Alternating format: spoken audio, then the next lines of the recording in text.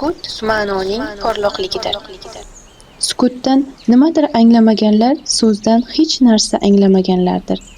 Sukut hayvonlar bilan gaplashish va ularni anglash uchun bir tildir. Faqat ularga gapirishdan avval shafqat ko'rsatasiz. Yo'qsa ular ham bu tildan hech narsa tushunmaydi.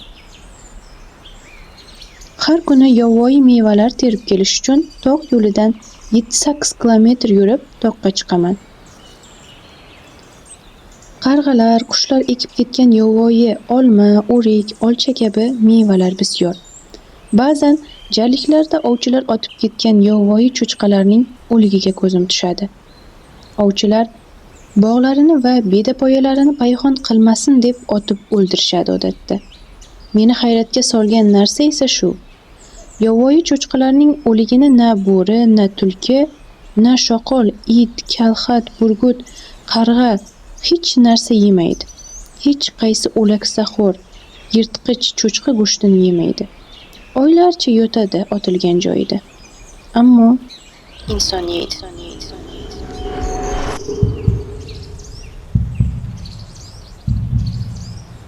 turklar bir homilador ayoldan hol-ahvol so'raganida, "O'zingni ehtiyot qil.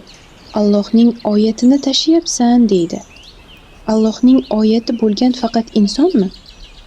Yo'q, yaratilgan har maxluq oyatdir. Alloh taolo tuyadan ibrat olmaysizmi deydi.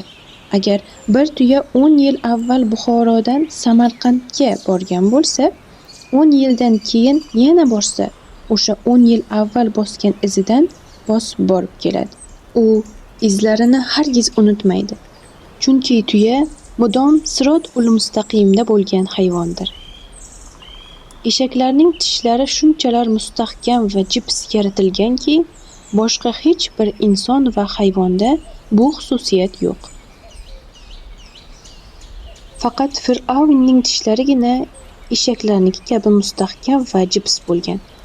Sababi tishlarimiz orasiga biror narsa kirib qolsa, qanchalar bezovta bo'lamiz. Fir'avn esa hech bezovta bo'lmasligi uchun faqat ayshu ishratda yashab, yanada g'uluvga ketsin deya bu xususiyat berilgan edi.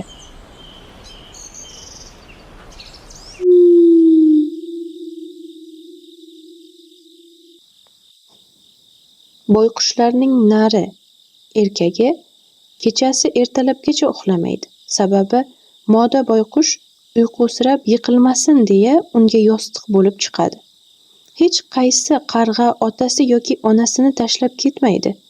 Keksayganida bolalari og'zida ozuqa tashib, keksa ota-onasini boqadi.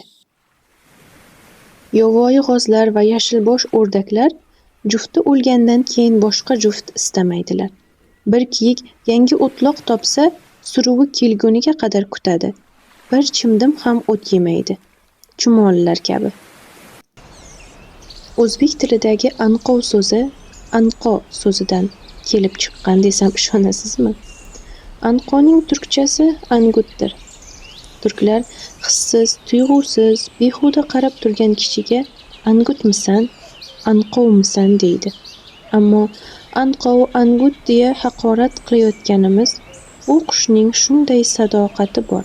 Anqov qushining jufti o'lganda, u juftining o'ligiga qarab shunday g'amga botadiki, oylarcha yemaydi, ichmaydi, faqat juftining o'ligiga qarab o'tiradi. Yoniga inson keladimi, yirtqich keladimi, farqi yo'q. Ma'nosiz boqib, qimirlamasdan o'tiradi va o'zi ham shu taxlit o'ladi. Koshki biz ham qiymat bergan insonlarimizga anqo kabi boqa olsak, anqov bo'lsak. Ona timsohlar bolalarini 1 yil davomida og'zida tashiydi. Timsohlar enini chirigan narsalardan quradi. Tuxumlari yetishgani sayin in ham chirib yo'q bo'la boshlaydi. Chunki in chirigan sayin undan issiqlik ajralib chiqib, tuxumlarni isitib turadi. Ona timsohning ham tuxumni bosib yotishiga hojat qolmaydi. Issiqlik timsoh bolalari uchun ahamiyatlidir. Olimlar agar issiqlik 31 daraja bo'lsa, tuxumdan moda, 32 daraja bo'lsa nar, erkak timsoh chiqishini isbotlashgan.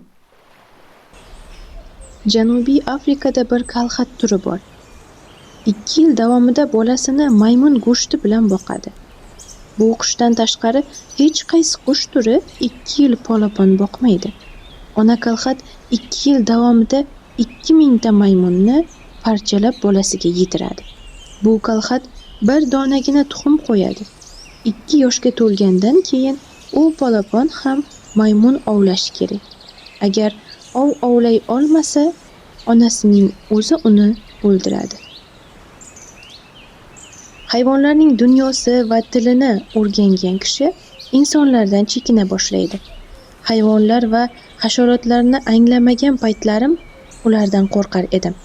Aslida hayvonlar och va kuchsiz bo'lganida bizga zarar beradi.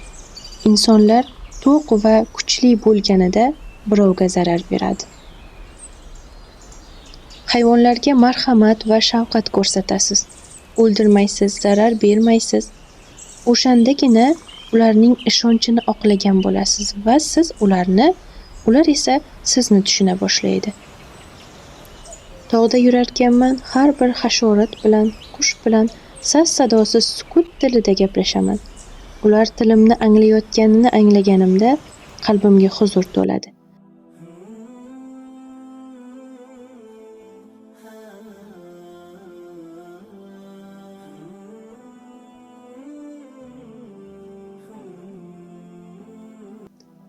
Hazrati Ali insonlarni taniganing sari yolg'izlashib boraverasan deydi. Ammo hayvonlarni taniganingiz sari gavjumlashamiz. Istanbuldagi uyimning derazasiga bir musicha in qurgan edi. Xas-xashak topa olmagan musicha atrofdagi inshootlardan egri-bo'gri mixlarni to'ldirib, mixdan in quribdi. In xashakdan bo'lmagani uchun isini olmagan va tuxum ham ocha olmagandi. Tabiat bu jonlarning vatani edi, ammo biz ulardan bu vatanni tortib olyapmiz. Sukut haqida yozgandim boshida. Sukut ma'noning porloqligidir deydi Shams Tabriziy. Ammo bizning tabiatdagi jonlarimiz uchun sukut ma'noli bir faryod bo'lmoqda.